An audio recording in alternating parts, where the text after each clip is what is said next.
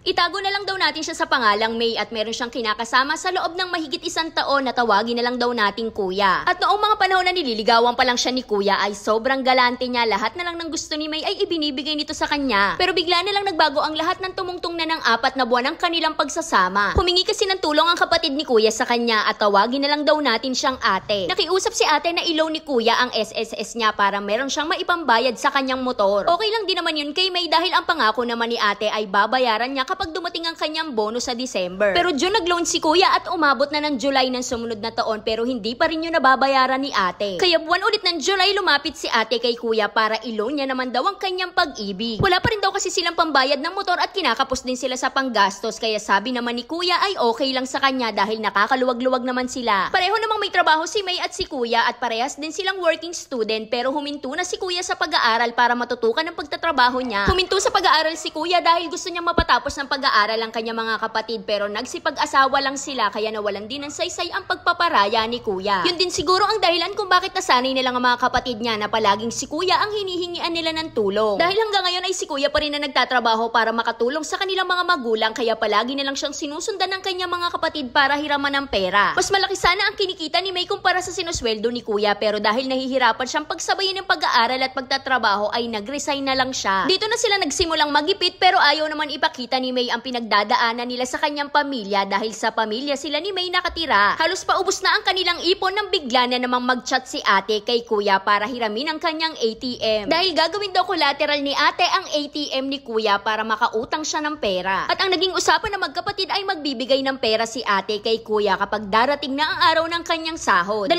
beses sa loob ng 1 buwan sumasahod si kuya at nagkakahalaga yon ng 6,000 hanggang 7,000. Pero meron pang mga ibinabawas sa sweldo ni kuya kagaya na lang ng mga hinuhulugan nitong benefits kaya ang malinis niya nakukuha ay 5,000 mahigit. Kaya ang inaasahan ni May at ni kuya ay mabibigyan sila ni ate ng halagang 5,000 kada sahod. Pero hindi na ibibigay ni ate ang napagkasunduan nilang pera dahil sobrang laki ang binabawas sa ATM ni kuya. Dahil ipinrenta pala ni ate ang ATM ni kuya sa halagang 50,000 kaya makalipas ang 6 na buwan ay hindi pa rin nila nababawi ang ATM ni kuya. Kaya umabot na sila sa punto na si May at si kuya naman ang kinailangang humiram ng pera sa nanay ni May para sila naman ang may maipangbayad ng motor. Ayaw kasi pumayag ni May na mawala ang kanilang motor dahil pinaghirapan yun ang husto ni kuya. Kaya kinausap ni May mabuti si kuya na kailangan talaga makabayad ng kapatid niya para makabayad na rin sila ng utang sa mama niya. Pero kahit ganito ang kanilang pinagdadaanan ay pinagtatakpan pa rin ni May si kuya dahil ayaw niyang may masabi ang kanyang pamilya na hindi maganda tungkol kay kuya at sa kanyang pamilya. Sinubukan niya ulit kausapin si kuya na kausapin ng kapatid niya na kailangan niya na talagang makabayad. Pero ang tanging sagot lang sa kanya ni kuya ay wag niya daw isipin yon dahil nung panahon na si kuya naman ang nakikitira kaila